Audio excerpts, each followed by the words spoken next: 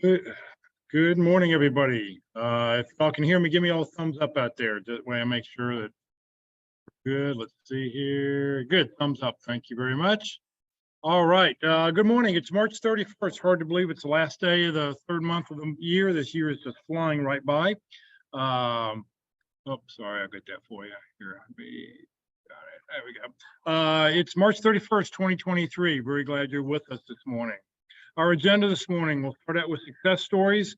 We'll then have everybody put their 30-second introductions into the chat window. And for those that are here in person, you'll be able to give your 30-second introductions to everybody. We'll then go to our committee reports about workshop, job fairs, the practice interview team, the interview success workshop, and the career tip of the week. And then we will have our main event around the top of the hour. For those people on Zoom, if you have any questions throughout the presentation, please just enter your questions into the chat window. For those watching on Facebook right now, thank you for joining us. Please just any questions you have, put them in the comment field. We're monitoring both feeds. We'll be sure to get those questions answered for you. Please note this event is being recorded and is currently live on Facebook. The recording will be on the Career DFW Facebook page and the Career USA YouTube channel for others to view in the future. By participating in this event, you give consent for your name and picture to appear. Please note that any comments you put in the Zoom chat window will not appear in the recording. Well, good morning, everybody. My name is Jeff Morse. Back in 2007, I took over facilitating the North Dallas Plano Career Focus Group. It's been around since the late 1990s. Like I said, I took it over in 2007. 2008, I started a website called careerdfw.org, a website to help those who are unemployed in the Dallas-Fort Worth area. 2012, I launched a second website, careerusa.org, to help those around the United States. I have written a book called What I've Learned About Your Job Search That You May Not Know. It is available on Amazon. If you see me in person, I also have copies with me. And since 2017, I've been a member of the practice interview team, and you'll hear more about that in just a couple of moments. Well, we like to start the meeting off with good news. Do we have any landings, any news anybody wants to share out there? Welcome to unmute your mic and tell us your good news. Going once, going twice. All right, we'll move on. I didn't get any emails this week from anybody, so I have nobody to share. Okay, we'll move on. All right, what we'd love for everybody to do now is in the chat window, please put in your name, comma, phone number, comma, email address, comma, position you're looking for, comma, 3 target companies, and then hit the return key. And we would like to, get everybody's information. I'll use this to update the roster. Everybody will get a copy of the roster who gives me your email address this morning, so I know you're with us. And you'll be able to reach out and please look over the contact list when you get that email and see, who can you help this afternoon? Is there you see somebody's target company on there that you can, help them with? So I'm going to put 30 seconds on the clock. We'll let you get started here.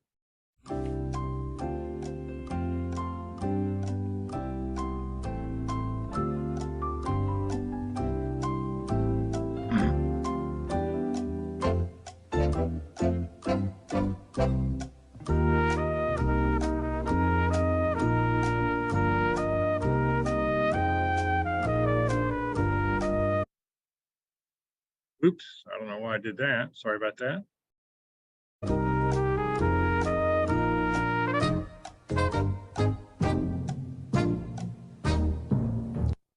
All right, so you got more than 30 seconds that time. All right. I was moving a window around, and I guess when you move something, it stops everything else. Okay.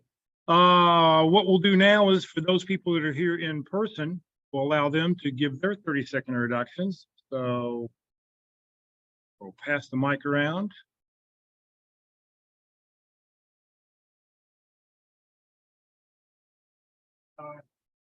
You're on. Yep.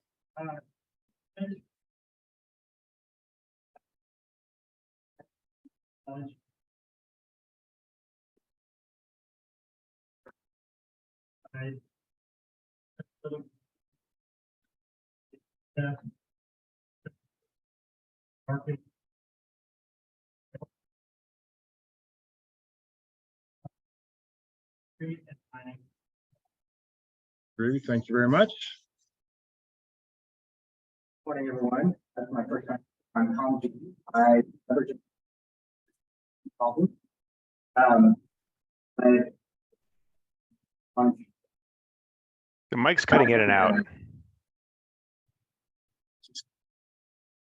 app. That better? Okay, go ahead. I'm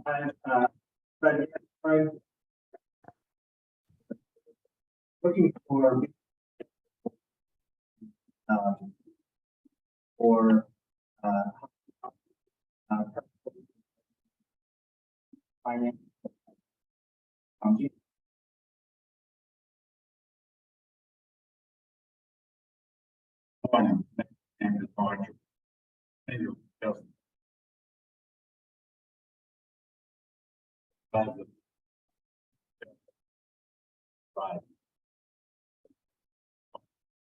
Great. Thank you all very, very much. We'll hear from Walt in just a moment here.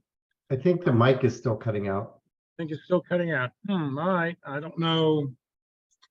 Well, it's the only one sort of the only one we have here. So we'll just sort of have to make it do here.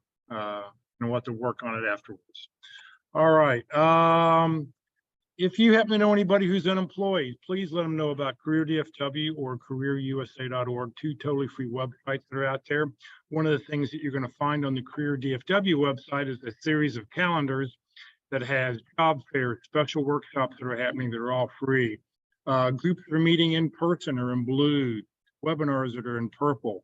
So you can find stuff to do every day of the week. So if you know somebody who's recently unemployed, somebody who just got laid off, please let them know about Career DFW and careerusa.org. Let me talk for a second about the practice interview team. Remember this, your resume and your LinkedIn profile are not going to get you a job. What they're going to do is they're going to get you a phone call. How well you practice your interviewing skills, that's what's going to get you your next job. So the Dallas Pit Crew's been around for 8 or 9 years now. It was a spinoff from this Friday group when somebody said, hey, I need help with an interview next week. And a couple people said, okay, let's meet on Wednesday at 1. That's when they're convenient. So they met here at 1 o'clock. Those 3 or 4 people grew into 30, 40, 50, 60. And then when COVID hit, we went online. The Pit Crew is totally free. You don't pay for it at any cost. They are here to help you. The motto is practice early, practice often. All you need to do is send a resume and a job description and your schedule 2 to 4 days out to dallaspitcrew@gmail.com. If you want more information, just go to dallaspitcrew.com and you'll be able to, all the details are right there with what we're looking for. Also, the Pit Crew is meeting in person on the 1st and 3rd Wednesdays of the month. So this Wednesday, coming up here in 5 days, the Pit Crew will be meeting in person. We have 2 interviews that we'll be conducting. And if you want to come and just watch the interview, you'll be able to pick which one you'd like to watch. So that's on the 1st and 3rd Wednesdays of the month. There'll be no online option those 2 weeks, but the 2nd, 4th, and 5th Wednesdays, you can join us online. So if you want to come see us in person next Wednesday, right here, Christ United Methodist Church, corner of Parker and Coit in Plano. All right, let's hear about the Interview Success Workshop. Well, good morning, everyone. Welcome to today. I'll talk about what I help you for success.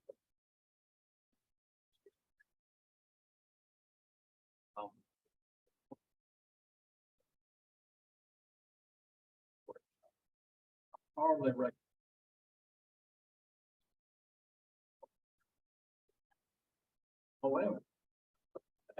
that you don't selling persuasion. So what are we selling? So what we're called selling. I'm learning. How do we learn how to sell our starts with fundamental things that companies buy? Sell. So basically, I'll do one or two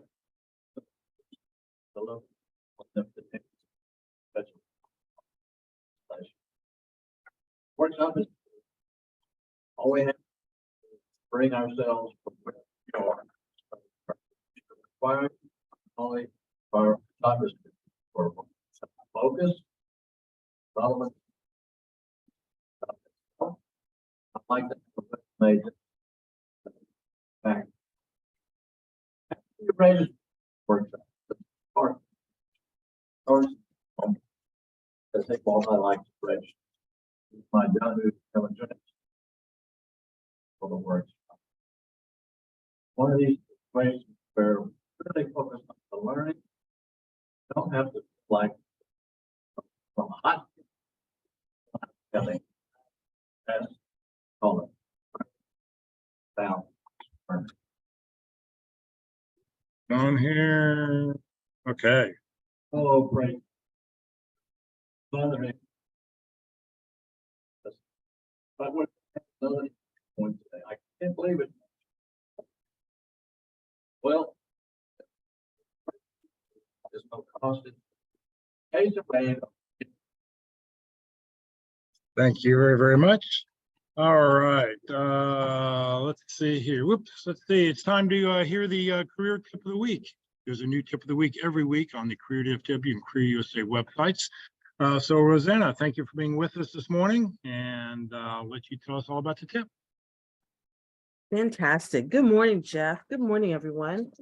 All right. This week's career tip of the week is how to answer what are your salary expectations?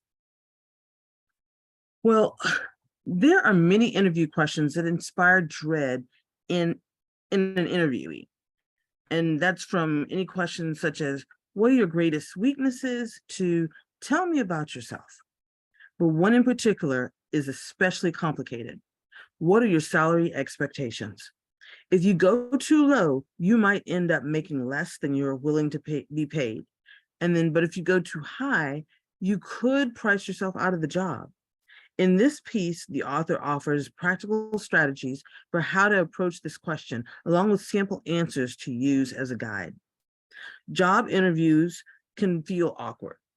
You're trying to prove that you're the right person for the role, but you never quite know what to expect or what your interviewer is really thinking about you. One of the most common interview questions, and one of the most awkward ones, is about salary. You know the one. What are your salary expectations? Even if you have a strong sense of your desired compensation, you, like many people, may struggle to answer this question.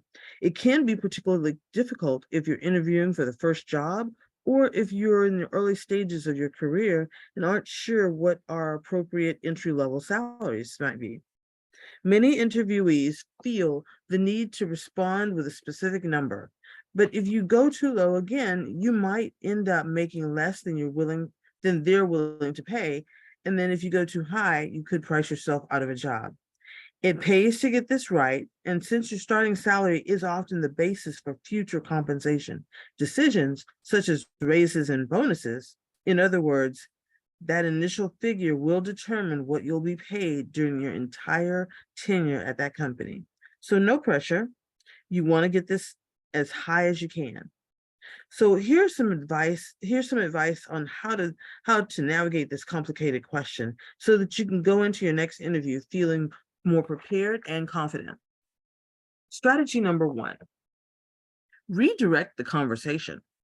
There are lots of reasons why people may not want to answer the questions about salary directly. Perhaps you suspect that they've been underpaid in the past, and anchoring with their previous or current salary would work against them. You don't have to give a number. You have the right to protect your own interests. As career strategists, you're not in a position to negotiate well because you're still in an unknown territory. The time to discuss salary is after they've fallen in love with you. In that position, you'll have more leverage and can feel more confident that you won't lose out on money. There are also legal questions to consider. Unfortunately, many job candidates go into interviews not knowing what is and isn't legally allowed to be asked. So in fact, there's a close cousin to the salary expectations question that is illegal to ask in many US states. That question is, what is your salary or previous salary? Or what were you making in your last role? Those are all currently illegal in several states. So asking about salary history has been outlawed in certain places because research has shown that it contributes to pay disparities and further gender and racial inequities. So here's a list of states in the United States where that question is currently banned. And there's no list, and I'm so sorry, I'm just reading in order here. All right, so here are two examples or two ways that you redirect your conversation. First, turn the question around and ask about their budget. And then second, move past that question and go back to your qualifications. You might say something like, I'm still trying to fully understand the role and what's involved. I'd love to continue talking about my qualifications or why I think I'm a fit for your position. Second, let's go into a second strategy, offer salary range. You may feel you have enough information to answer the question, or perhaps your attempts to deflect haven't worked and the interviewer is pressing you for a response. In that case, you might consider giving a range. To go this route, you'll want to do your salary research before you interview so that you have a realistic idea of the typical salary range for the role and can provide an informed response. In some places, employers are required to include a salary range on the job posting, and that will give the best sense of what you're willing to pay and will allow you place yourself in that range. You'll also want to compare your experience and qualifications with the job description to determine where the range might fit. You can also do your own research using sites like Glassdoor and salary.com, and this will help you understand what a fair salary might be for the position so that you can choose a minimum salary that you're not willing to go below. And then even with reputable sources, though it can be hard to translate average salaries across geographies or to specific roles, it is realistic to think that there is a big difference between what a data scientist and a data mining engineer make, for example. Another option is to ask people in your network, people who hold similar roles in your industry, or maybe even work at the company that you're interviewing with. Once you've landed on a range that you're comfortable with, here's how to share it in an interview. First, you want to state your range and provide a rationale for why you landed on that range, sharing some of the research you've done and noting the skills and experience that you have that show that you're a strong fit for the position. Acknowledge that salary is just one of the factors that will play into the decision to accept the job or not, and make clear that you're interested in knowing more about other benefits as well. Signal flexibility so that your answer doesn't come across as a demand, but as a beginning of a conversation. Express your enthusiasm about potentially joining the company. And then here are 3 ways that you might, of how that might sound. Bear with me for just a second.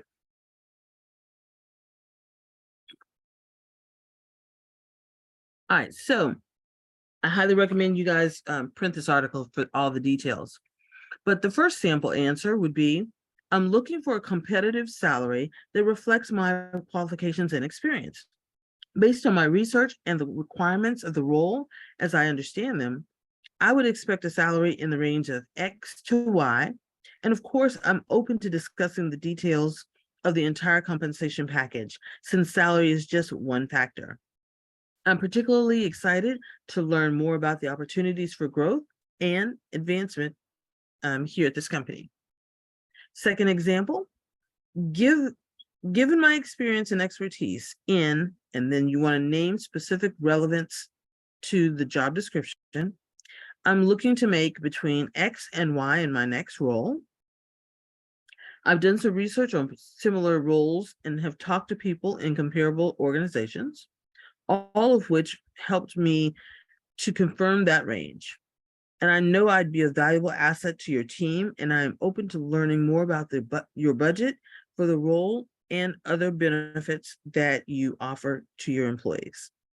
And then sample answer number 3, I've been doing some research on similar roles, and my understanding is that for someone at my level with my background and experience, I can expect to make a salary range of X to Y. And of course, compensation isn't the only thing that's important to me. So I'm eager to hear more about the benefit package, including paid time off and other perks. What's most important to me is finding a place where I can thrive. I can be flexible around the exact numbers for the job, and that would be a great fit.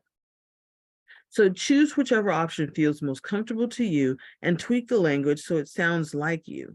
You'll also want to add some detail about your qualifications so that you can highlight how your experience aligns with what they're looking for. Now, why do hiring managers and recruiters even ask this question? It's helpful to understand why interviewers bring up this line of inquiry at the stage of the interview process. Basically, the short answer is that they want to be sure that they can afford you. It's in their best interest not to waste their time or yours, and going through multiple rounds of interviews and putting together an offer if they can't meet your compensation expectations. So the interviewer typically wants to determine if a candidate's expectations around compensation and benefits align with the budgeted salary range for the position. So from the candidate's perspective, answering the question can help to ensure the opportunity is good for you and there's a mutual understanding about the compensation and benefits being offered. It can also help you establish a baseline for your salary negotiations later in the process. Whether and how you answer the question is up to you. By following the guidelines above in this article, you'll be able to assess which approach feels most comfortable to you and which is most likely to keep you in the running for the job. And importantly, you'll also have some tools to help make this potentially awkward part of the interview process a little less awkward. And one of the things we also learned last night on Patricia Romboletti is a lady that a lot of us listen to on Thursday nights. And she was talking about when you're looking at salary ranges or salary expectations, definitely use a definitely use a range. But if you'll pull up your job title and let's go to like Indeed or Simply Hired or any of the job posting sites, look at the ranges. I mean, those ranges are pretty big. So you don't have to have like a $10,000 range. You could have a $20,000, $30,000, $50,000 range. If you'll pull up your job title, like I said, in any of those job posting sites, especially the ones where the companies are posting their job ranges, you'll be able to get also an idea of what the range may be in your area for that position, along with using Glassdoor and salary.com and things like that. All right, well, I hope this career tip of the week is enjoyable. Go back and print it. It's a long one, and you guys have a fantastic weekend. Anna, thank you very, very much. All right. Today for lunch, come join us 11:45. You need to eat for lunch. You need to eat for lunch. You need to eat lunch because that's what most people do. So come join us at Mama's Pizza. They've got a pizza buffet, pasta, salad bar, and of course the hot cinnamon rolls, everybody's favorite. 2130 West Parker Road. It's on Parker, about a half block west of Custer on the south side of the street. So come join us today at 11:45. All right, our main event in just a couple of moments. We're going to hear all about negotiations, closing the deal for what you're worth. Sort of ties into this week's tip of the week. I don't know. I guess I got lucky when I did that. I just want to talk about next week. Next Friday, it's Good Friday, so we're not able to meet at the church. We will be online only next Friday. Open forum. We'll talk about whatever it is you're talking about. They're having a church service here and they prefer us not to be in the building. So if you can, please come join us next Friday, online only. I'll be sure to put that out into an email that's going on. All right, it's time for our main event. We're going to talk hear from Krystal Yates. She's a small business HR expert, professional resume writer, and career strategist. Krystal, thank you for being with us, and it's all yours. Hey, good morning, Jeff. Thank you for having me here. I'm going to share my screen, if that's okay. Yep. And we will, those tips that you guys just heard were wonderful tips. And what we're going to do today is really just dig deeper into those. So if you guys have questions, please, shoot your hand up or even just unmute and ask them. I think the most important part of doing this is making sure that we answer your questions. So with that, I'm just going to jump right in. And I always like to start with talking about why negotiation is so important. And let's see how awake everybody is. Who wants to help me talk about why negotiating compensation is important? And while y'all are deciding whether you want to be brave, I'm going to throw in there, you'll notice she talked about salary negotiations. She expanded on that a little bit, but I'm talking about full compensation, because this conversation, as Rosina said, is not just about salary. It's about everything that goes with it. So anybody brave enough to chime in? No? Okay, I'll speak up for you guys. It's gonna be a lot more fun if y'all, oh, good, somebody. I'll volunteer because I need help with this. Okay, why do you think negotiation is important? Well, like she just said, it impacts our salary at that company for the rest of our career. And I'm more interested in time off. Paid time off is a big deal to me. That's So right. you can pay me less if you give me more time off. There you go. The full package matters more than the salary, Yep. right? And if they're not willing to pay us the market value, then it's probably not worth the discussion anyway. So you've hit the nail on the head. And then I always like to share statistics on this one. And statistics, quite frankly, are all over the place. But bottom line, every statistic says that over 70% of employers expect to negotiate. So if they're all expecting to negotiate, what does that mean? That means that their first offer is not their best offer. So we're leaving money on the table every time we fail to negotiate. Oh, and I've got a couple people putting it in the chat, because the offer may not be fair. We have to be our own advocate. That's exactly right. If we don't know our own worth, and I've got a slide later that with a quote about that, if we don't know our own worth, how can we expect anybody else to? So, and I always come at this, there are two types of negotiation. There is transactional negotiation. I'm going to go buy a car. I want the best deal possible. What you get, what the seller gets out of it is not my concern. That's transactional. I'm going to buy my car. I might not ever go back there, right? What we're doing is relational negotiation. And it's very important to understand the difference, because I do care, or at least I should care about the outcome for the other party in this type of negotiation. We have to find a win-win in transactional. I'm sorry, in relational negotiation, because we have to work with these people. We both have to be in a relationship that we feel like is fair, and we feel like everybody's getting a win out of it. I hope that makes sense. Again, shoot your hand up, ask questions. Just like the article said, we want to avoid the money talk for as long as possible. The reason is, the longer we've had the conversation, the more they like us, the more they value what we've got to offer, the more they're going to be willing to negotiate. I just saw a hand go up. Kathy? Yeah, I am getting mostly hits from people who are working for recruiters. They're just collecting resumes and submitting them for the position. And they're offering way low. And I'm finding that it is really a better use of my time to find out what the salary range is and if it's negotiable right off the bat. if they're willing to tell you, and we're gonna jump into that here in a minute Okay, about how thank to you. ask Sorry. them to tell us. So you absolutely, and sometimes it does make sense to have a conversation about it. But negotiating it at the beginning, as an employer, I'll have people try to negotiate with me on the first conversation, and they want to negotiate well above what I've put as a range in my job posting.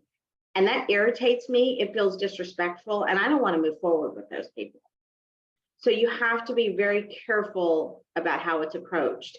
If you feel like you have to ask, and well, I always encourage you to ask if they're willing to give you the range. But quite frankly, I'm going to tell you, it's in your best interest to hold off on that conversation as long as possible. You're right. Sometimes third-party recruiters are recruiting you for positions that don't make sense. At the end of the day, you've got to do what you're comfortable here. If you're finding a lot of people not handling it correctly, that may be a different conversation. But generally speaking, the more you bring to the table, the more I'm willing to negotiate with you. So my advice is going to continue to be, don't talk money any earlier than possible. With the understanding that, as the article said, sometimes the job posting makes you put a number in, and you used to be able to skip over that number. You can't do it anymore. Now, the suggestion there was to put in a range, but they don't let you do that anymore either. So my recommendation, this is going to feel very counterintuitive, but put the lowest number you're willing to take. Don't go below. If you're not willing to take below something, don't lowball yourself, but put the lowest number you'd be willing to take if all the stars aligned. Okay. From there, you can, when you start having a true conversation, you can negotiate higher because you know more. But if it's in that job posting, you need to understand that they're using it as a screening tool. Plain and simple. So if you put too high of a number, you're never going to get the opportunity to negotiate. Okay. So what do we do when we get asked very early? Let's say we get asked on that very first phone call, and that's where most people, if the recruiter doesn't ask you, you're going to ask them. I'm going to encourage you to try to avoid having that conversation if you can, but if you feel like you need to, acknowledge their question. I understand that you're asking me this question because you don't want to waste my time, and I very much appreciate it. However, I don't really know enough about the position to give you a number right now, but I'd love it if you could tell me what your range is, and I'd be happy to share if that's within mine. And again, as we move through the process, we always in this situation want to find a win-win. This is not a one-up, I want to win situation. This is also not a good compromise situation. One of my favorite books on negotiating is by Chris Voss. It's called Don't Split the Difference. And he talks, and I never get the story right, so bear with me, but he talks about husband and wife negotiating. He wants to wear his brown shoes with his suit. She wants him to wear his black shoes with his suit. So he compromises and wears one brown and one black shoe. That's a loss, right? Nobody's won in this situation. We have to find a situation where everybody wins. And that's going to be our goal through the negotiation. So how do we talk about negotiation? It is not illegal in Texas to ask this question. What were you making at your last job? I will propose that it's a terrible question to ask because it might not be relevant. So we learn how to answer that question in a respectful way without telling them. I tell every job seeker I work with that it is absolutely none of their business. You are under zero obligation to release that information. And if they persist, I have to ask why. Maybe my last job, maybe I've been working at Lowe's for 6 months because I've been a caretaker and I can't hold down a full-time job. I'm certainly not going to accept for an HR director position what I was making at Lowe's, right? It's not relevant. Maybe you're using a different set of skills. You know, I once worked as a bookkeeper. If I transition from working as a bookkeeper back into HR, am I going to be asking for the same money? Absolutely not. Maybe it's a similar set of skills, but just a completely different situation with different benefits. Whatever the case may be, it is not their business, and you do not have to feel obligated to tell them. Now, I'm gonna, as a caveat, anybody who's ever heard me do any presentation, I'm gonna lead with, you have to do what's right for your situation. Okay.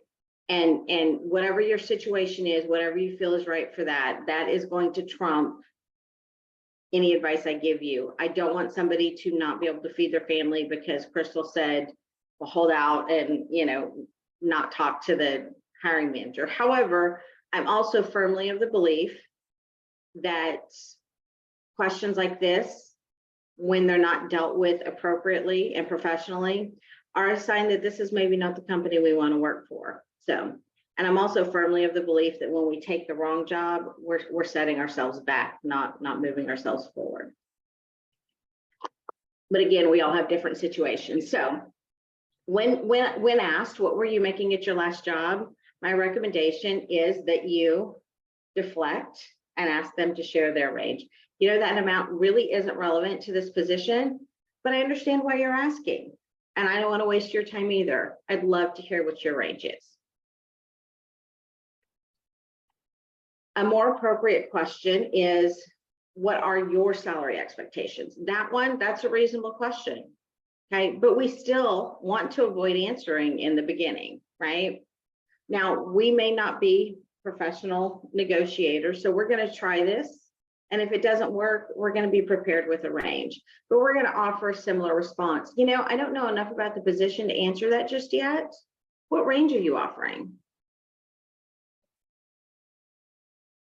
And I really recommend you guys write this down, make the words your own. We don't need a whole bunch of people giving the exact same response out there, but this is what Krystal said to say. You know, the hiring manager is going to have 12 people say the same thing. Make it yours, but find a way, but practice this, because when we get into that situation and into that conversation, we have a tendency to get nervous and just answer. And we don't want to do that if we can help it. You know, what they say, though, you know, he who answers first loses, you know, loses a little bit of position, and that's true. Now, again, hopefully this is a win-win. So this isn't a competition, we hope, and we hope everybody's doing it in the best interest, but we still want to try this. Now, there's one more question. I certainly have been asked before, and I've had clients that have been asked this before, and that is, what's the least amount of money you'd be willing to take this job? Anybody ever been asked that before?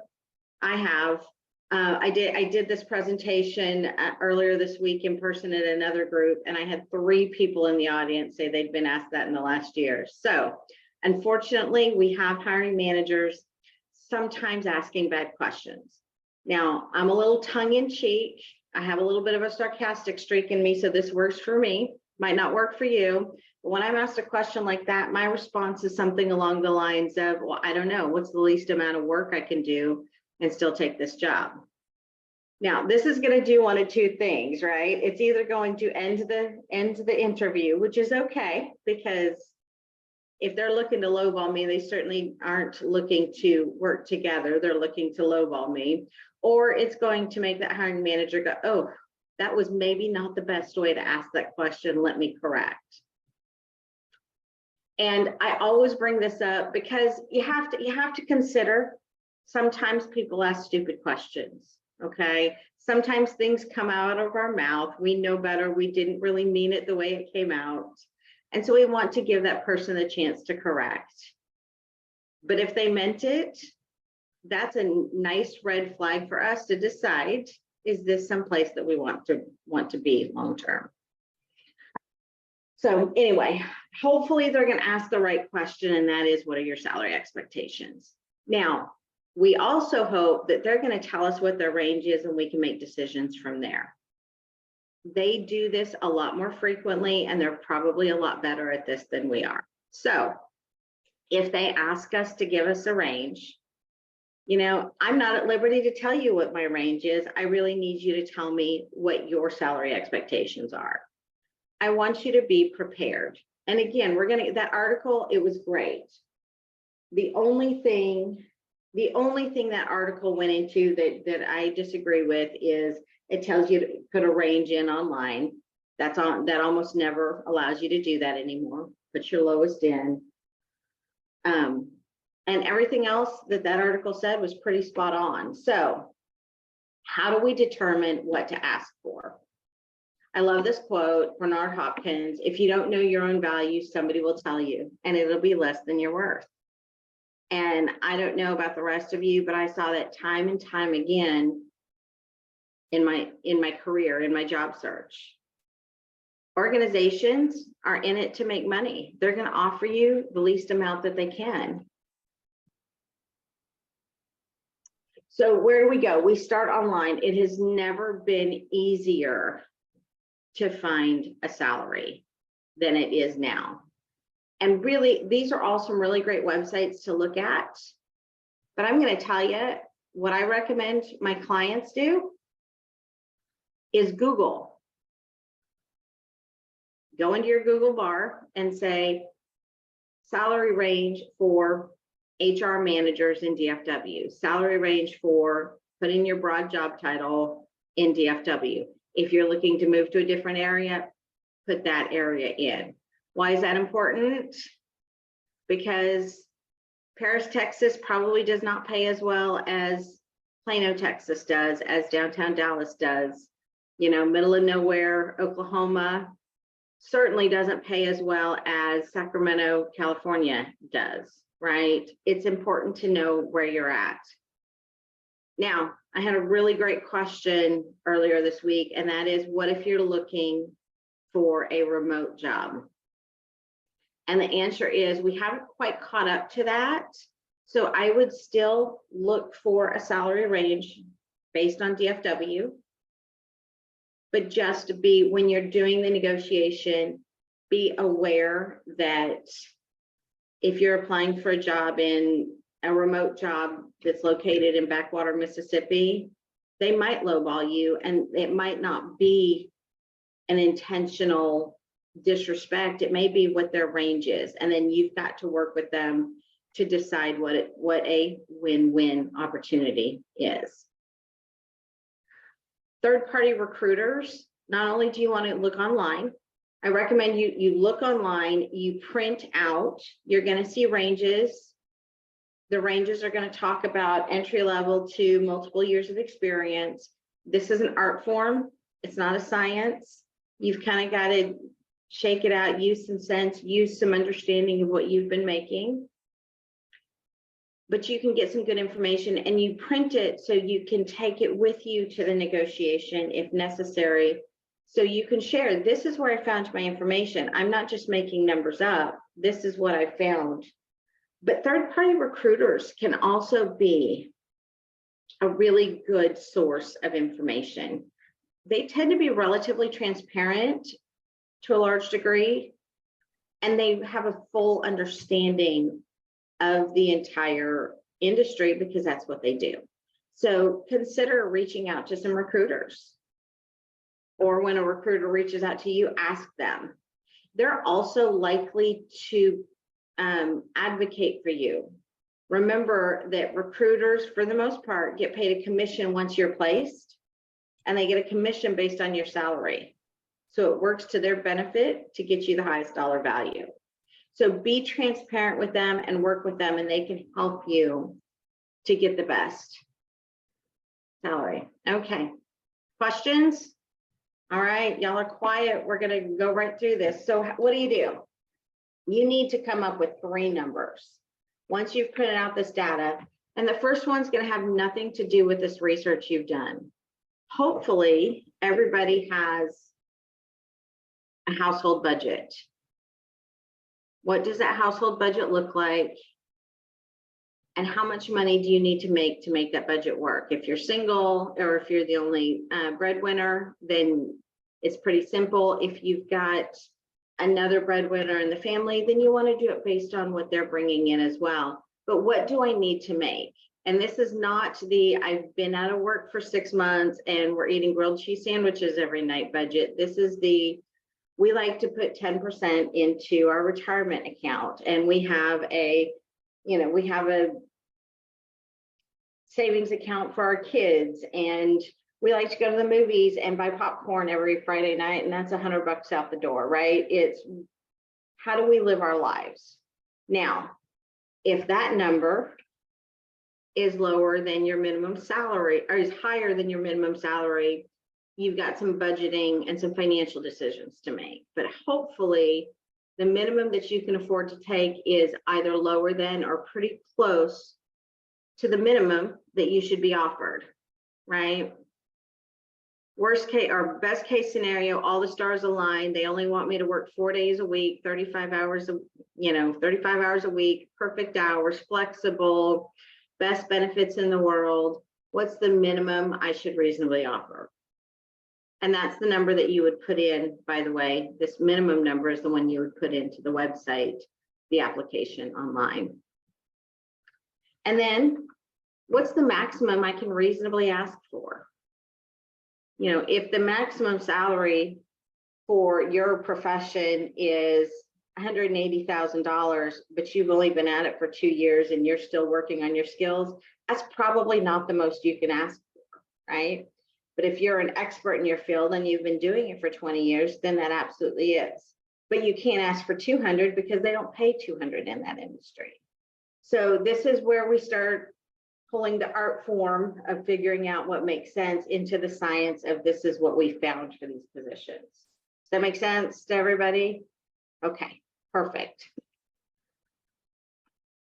And then we start thinking about what else is on the table, right? I'm talking about all the stars align versus they don't. What are the expectations? Is this the perfect job for me? Is this the one? Is it doing everything I want to do? Is it 5 minutes from home with a hybrid work schedule? Am I going to get to learn new skills, and that's important to me? What else is involved with this? What's the company culture? Is it a good fit for me? Or am I going to go to work and hope I don't have to talk to anybody because it's a bad culture for me? By the way, I actually recommend, and this is a whole nother conversation, be very, very aware of the culture in the company when you're interviewing. Because people don't leave jobs usually because they don't like the job. They usually leave, whether on their own or not, because it's a bad cultural fit for them.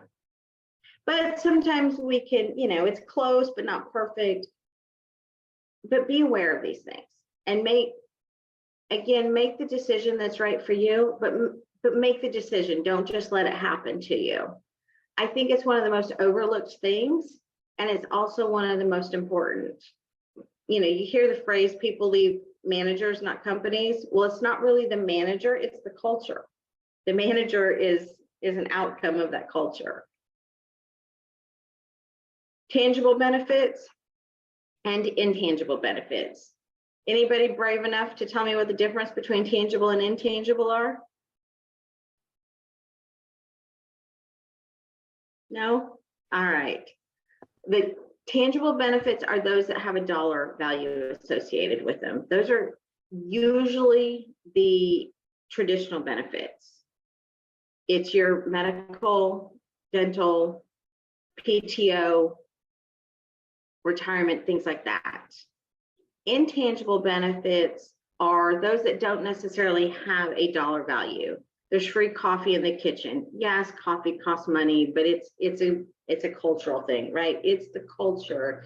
It's the flexible schedule. I like to tell a story about when my daughter was 4 months old. Before I had my daughter, I worked for a company that the company culture was you had to have an excuse to go home on time. Anybody ever worked at that? The 60-hour week was the norm. Not the healthiest thing. Don't necessarily recommend it now in my, much older wisdom, but that's where I worked at the time. And when my daughter was about 4 months old, I got recruited away to this company that had a 42-hour work week. But I also knew the owner, and he knew me, and he knew my work ethic. And he said, Krystal, I know you've got a little one at home. He's a family man. I know you've got a little one at home. If you need to leave in the middle of the day, you need to come in late, I know you'll get the work done. You can take it home. This was especially in HR, this was pre-remote work being a possibility. You could take it home. I know you'll make it up. I'm going to offer you the flexibility you need. I took a pay cut to go there. And I never regretted it because it gave me what I needed. That was an intangible benefit that meant a lot. Now, would I do it today? Not on your life, because that's not the stage of life I'm in. But what's important to you? And that's something else people tend to overlook. What are your priorities in your next job? And if you're not working right now, people have a real tendency to go, I just need to work. I'm going to take anything. It doesn't matter what my needs are. And I'm going to repeat, it does matter, because you're going to be miserable. It's not going to work for you. And you're either going to end up quitting, or worse, be asked to leave because it's not working, or because you're miserable and it's evident, and you're going to end up starting over and moving backwards. So again, you do what you have to do for your situation, but really consider what matters the most to me. And when you're negotiating and looking at the right company, consider that.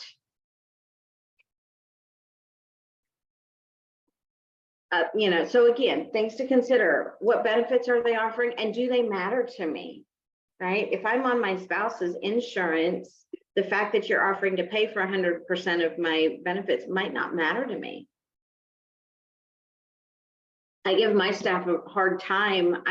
I tried to implement a medical program last year in my organization, and not a single one of my employees would take it.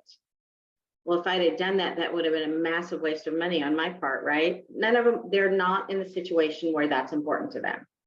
So what is important to you? Don't negotiate based on things that don't matter. Are they chasing you, or are you chasing them, right? Were you happily working somewhere and they're reaching out to you, trying to bring you on board? Well, you've got a lot more negotiating leverage than if this is the 4th time in 3 years that you've applied to this company that you're dying to work for.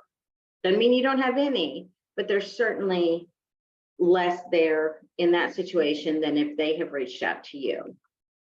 Are you currently working? I hate this one, but I have to bring it up because it's there. It's a reality. You can line up 10 recruiters and you can have a conversation with them, and every single one of them will recognize and truly mean it, that I know that just because people aren't working, I mean, look at the world over the last 3 years. We know better, but biases exist. And when we're in the process of identifying candidates, the ones that are currently working tend to be a little bit stronger. But it's not just that either. It's they have a stronger position, right? It's easier for you to say no if you're already working. Again, people, even when they know better, tend to be a little bit desperate when they're trying to land, and they're more likely to take a lower offer. So I'm not telling you you should, I'm telling you it's going to play a part in the decision-making process. And then how close a fit are you? Do you have 3 of the 10 must-haves that they're looking for, but they're considering you anyway? You've got a little less leverage. Or do you have 12 of the 10 that they're looking for? Not only do you have everything they're looking for, but oh my gosh, in the midst of our interview conversation, I found out you've got this too. My current customer relations person, she's fabulous. When I interviewed her, I was looking for somebody that could talk on the phone. I mean, that was really it. When I interviewed her, I found out she was a retired human resource manager of 35 years who's just looking to get out of the house. That means she can help me far better support my customers than somebody coming in without experience. She had a lot more negotiating power than a lot of the other people that I talked to, because she had extra skills that I could use. And that gave her room to negotiate, and that made her far more valuable to me. Best decision I've ever made. And then you've got to ask, what's the health of the company or the industry? If you're in mortgage right now, or even technology, there's a lot of layoffs. There are industries that aren't necessarily doing well. So there's a lot less negotiating power than, say, somebody in accounting right now where there's a massive shortage. So just showing some awareness of what's going on in the industry is going to help you negotiate. And then, can the company itself afford to negotiate? That's a little bit harder to identify, but if you've taken the time to do some research, you've probably got at least a decent idea. But if you don't ask, the answer is always no. I see some more messages. Let's see. Kathy says, I stayed in a horrible culture because I like the manager so much. A lot of us have done that. And it's tough. And hopefully we learn not to do that again, but I get it. I get it. No, I would absolutely do that again. Because you like to stay in the wrong culture because you like the manager? Exactly. He's the one I have to deal with every day. That's fair. I guess it depends on who you are dealing with. I stayed in a bad culture because I liked my employees at one point, and it was a bad decision. It turned out to be a bad decision. So I think you've got to look at the big picture, right? Exactly. Free Slurpees in the 7-Eleven break room. See, that might be worth staying. So just everybody's situation is different. My purpose here is to make you aware and make you think it through. Too many times we get to that point in the job offer, we're ready to work, and we just take it without looking at the big picture. Or I worked with a woman, bless her heart, a few years ago. She had job hopped from job to job to job. She hadn't stayed at a job for longer than 4 months. And now she had been without a job for quite some time. And we were talking through it. And I said, talk me through this. And she said, well, I left for more money every time. And I said, okay.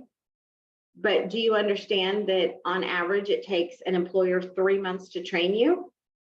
And so they're not making money off of you until month 4. So when they see that you're likely not going to stay, it makes you very unattractive.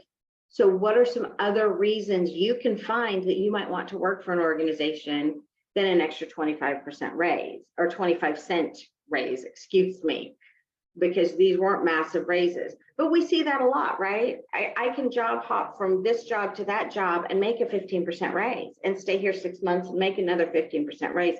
It's very attractive. And I'm not saying you shouldn't do it once, but long-term, what other things matter? Because you've got to find a home. And while employers have gotten a lot more comfortable with shorter term employment, they're not going to hire somebody who only cares about the base salary. There's got to be other things. So again, we want to always ask the company first and try to get them to share their range. And if you practice those phrases I gave you in the beginning, you can get really good at just popping that off and respectfully putting it back in their lap. Know how much leverage you have, spend the time, know when not to negotiate. Okay, I've begged and pleaded and got this company that I'm dying to work for to take a chance on me in this position I'm not quite ready for. Maybe I need to be careful.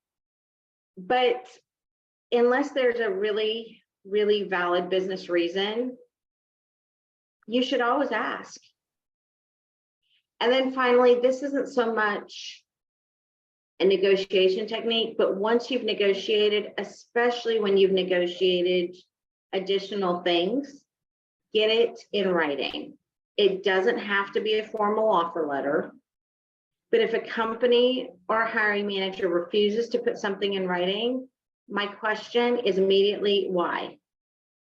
I've been doing this for a lot of years, and I have yet to come up with a good reason or to hear a good reason. So if they won't, that's a big old flag. It might not be a red one, but you need to ask why. Any questions? This goes fast when people don't ask questions. If you've got a question, you're welcome just to unmute your mic and ask away.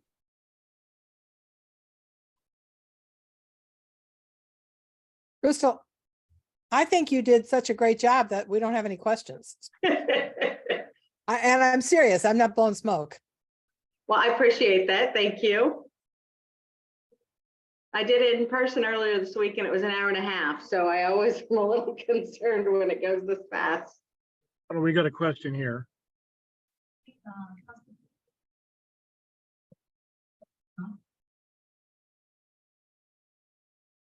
When should you not negotiate? When you have convinced them to bring you on to something that you might not be quite qualified or ready for, is really the only broad time not to negotiate. Or when you're stepping into something, you know, I used the Lowe's example earlier, right? If you're taking something, there are certain jobs and industries that this is the pay and this is the pay. And you should also be very careful when you're having the conversation early, trying to negotiate the top end or beyond of a posted salary range. I see people doing that all the time and it just baffles me. Because again, as I said before, as a hiring manager, that feels very disrespectful. Why are you wasting my time? You asked me to post the range, I posted it, and now you're trying to convince me for more. Doesn't mean you can't do that later if you've had a discussion and proven you're worth more than that range. Does that make sense? Did that answer the question? Okay, great.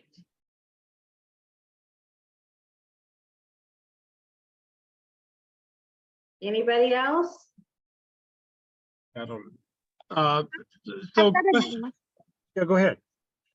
One of the things you mentioned is you're in a better position when you're already working. So in your viewpoint, is it better to have like a part-time job and interviewing than it is to be completely unemployed and looking and being available for interviews? That's not as clear as it sounds. Going and finding that part-time job, if you don't already have one, is going to distract you from your job search. It may or may not be worthwhile, but don't quit a job before you've got the next one lined up. Unless, unless it's just, they're asking you to do something unethical or illegal, by all means, walk away. Okay. But sometimes we just get, we don't move fast enough. We wait until we're just completely burnt out and can't stand to be there anymore. And then we start job hunting. I highly recommend we try to be a little more self-aware and put the effort in. Job searching stinks. Whether you're working, not working, it's not fun. Nobody likes it, but we tend to put it off until we have to. And I recommend you don't do that. If you see the writing on the wall, start looking. There's nothing that says you have to take another job while you're working, but it gives you options. Okay. And I have a second question. As far as job hopping, what do you think is the average general point of when people are really looking down? Like the example you gave is the person didn't stay longer than 4 months. Obviously, when you are younger and everything, you have multiple jobs just to get experience and stuff like that. So, and if it happens, yeah, if it happens once, it was a, oops, I took something I shouldn't have, right? right. I took a job, I was here for a few months. Oh man, this was a mistake, I'm moving on. If you do it 5 times in a row, now you're a job hopper and you're unemployable. I'm going to tell you the average time somebody stays right now, and this is a broad because it crosses ages, you know, levels and industries, Absolutely. is between 18 months and 2 years. Okay. So if you're leaving a job every 18 months, every 2 years, you're okay. There are still some old school recruiters and hiring managers who are going to wince a little bit at that, but they need to get with the times because that's changing, right? And if we want people to stay, then we need to give them those 15% raises that they're going to go get somewhere else instead of the 3% that don't even cover cost of living. So there's so much tied up into that. This is why it's such a complicated, thing, because it's never simple. Right, I agree. Like my last job is one of two, like study what is considered full-time. Everything else, I was just younger, but I stayed at companies like for a long time and everything like that. And people are like, oh, well, that doesn't really count. So as far as resume wise, I was just trying to get a basic gist, but that helps a lot. Thank you, Krystal. That's their opinion. It might not be somebody else's. Good point. And let me tell you something else. I'm real big on employing non-traditional employees.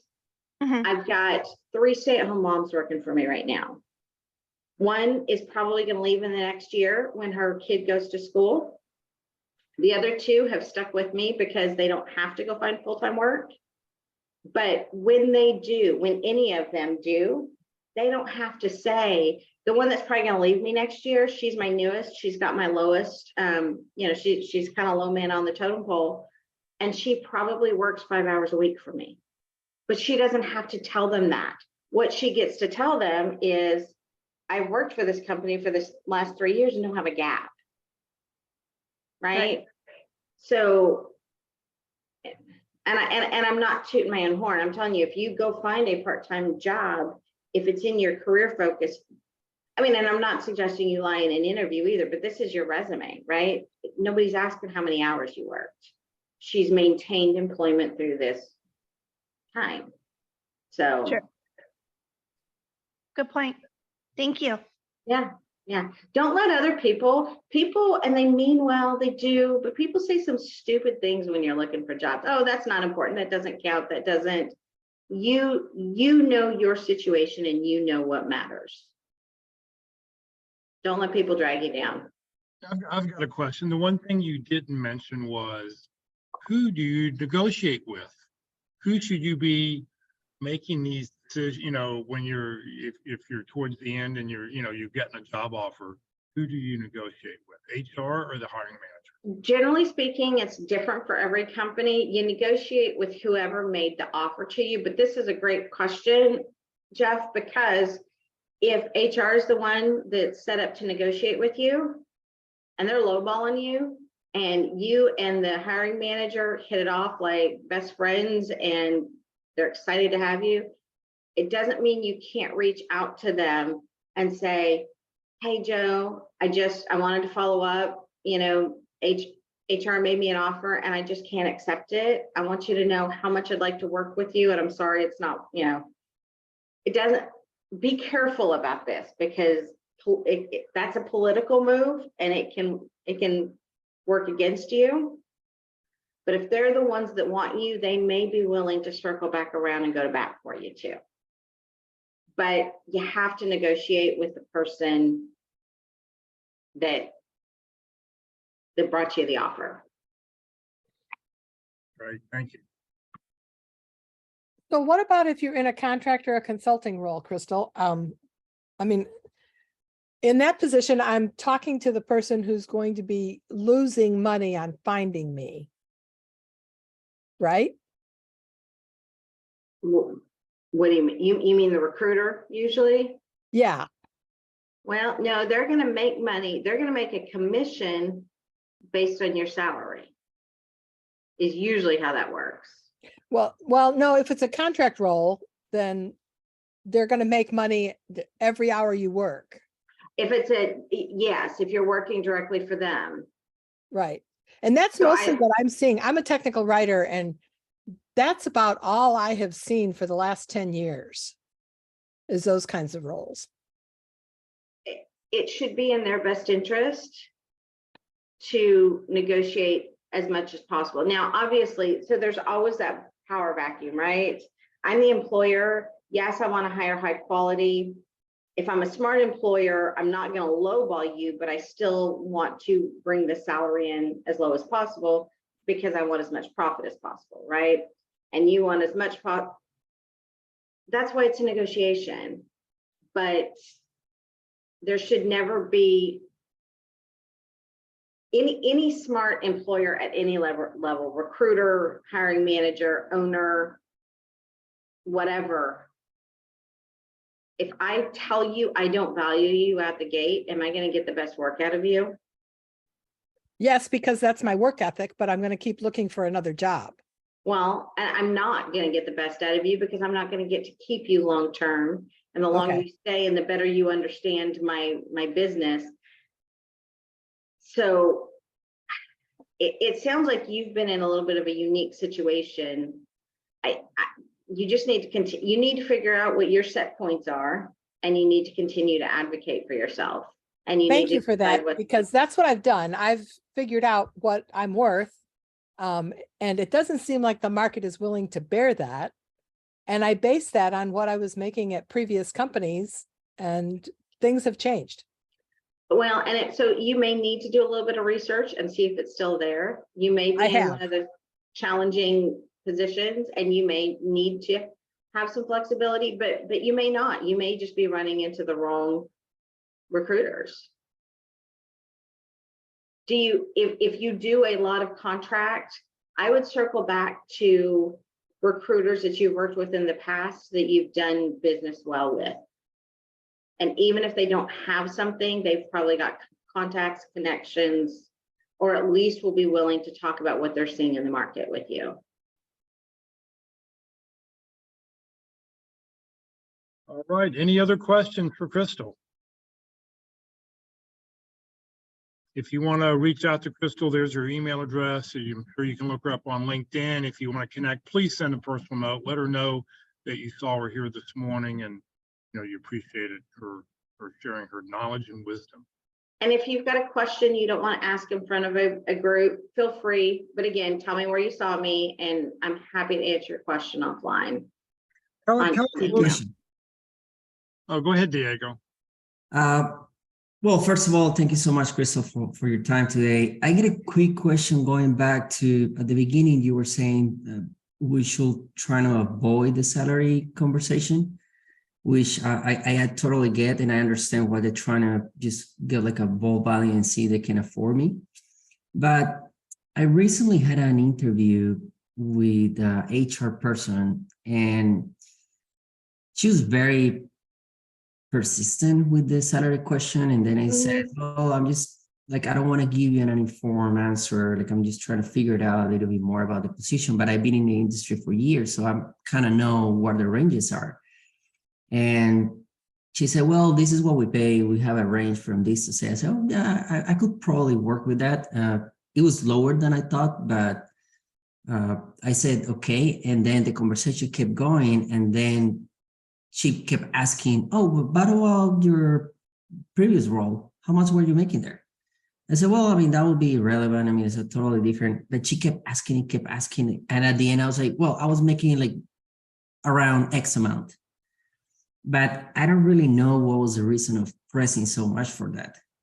I have a client I'm working with, I talked to yesterday, as a matter of fact, had the same thing. The company insisted that she share. And I'm like, that just, it makes my stomach clench. I'm like, it's a terrible, terrible, terrible question. Some companies still persist. I don't know why. Well, I do know why. They think that it's how they're going to level set. If you're making X, then we're going to have to pay you, 5% above that, whatever. It's still terrible. And at that point, I encourage a little bit of pushback, which you did.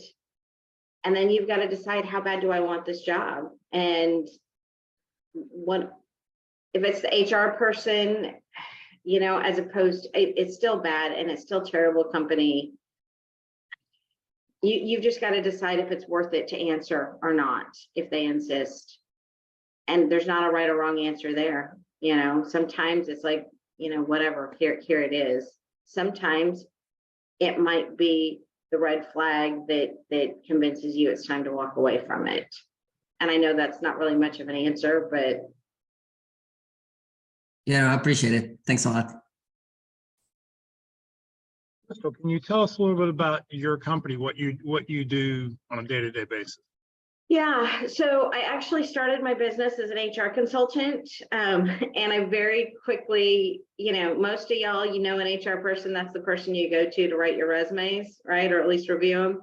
And so really we spend about 75% of our time now working directly with job seekers. We do tons of resumes, LinkedIn profiles, cover letters, and more importantly, we talk about career strategy.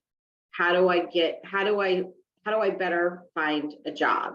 Instead of hitting the easy apply for 6 months and hoping somebody calls me, what are the things that I can do to better find a job? How do I interview better? How do I network? How do I find better strategy around the job search? Right. So, yeah, thanks, Jeff. All right. Any other questions? Questions in here? Hold on. Yeah, one question. Just let me know. I'll have to repeat it because the other mic's not working.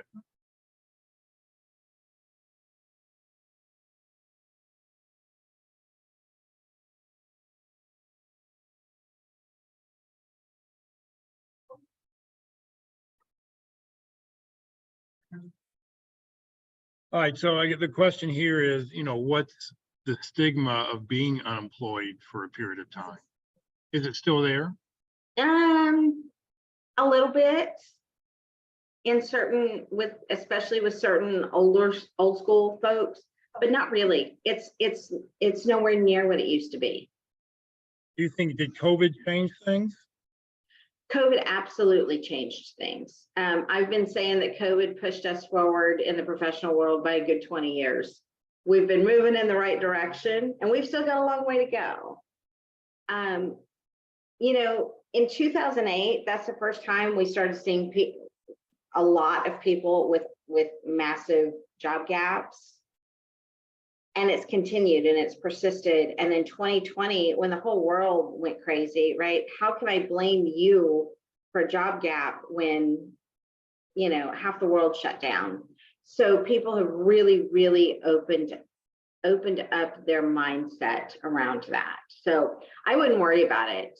Now, this is kind of aside from what you just asked. If you have an elephant, address the elephant in the room if you've got one during your job search. I've got a gap, address it. Don't leave a big gap on your resume, address it. Caretaker, right? Whatever, student, job search, sabbatical, whatever that was that created that gap, just address it. If you've switched industries, if you've whatever, recruiters care a lot less than you think. They just want to know and understand. Right. Thank you very much. Anybody else? Any other questions? Well, Krystal, thank you very much for your time. Great presentation. One of the things I will include to everybody, as long as I have your contact information, I will include a spreadsheet that somebody put together about all the things you can negotiate with, talking about, it's got like 40 different items. You may not even be thinking about, well, what about this and what about this and what about this? But these are things that you can, possibly talk about and negotiate. So I'll include that in the email that goes out this afternoon to everybody. So Krystal, thank you very, very much. You're welcome, Jeff. Thank you for having me. All righty.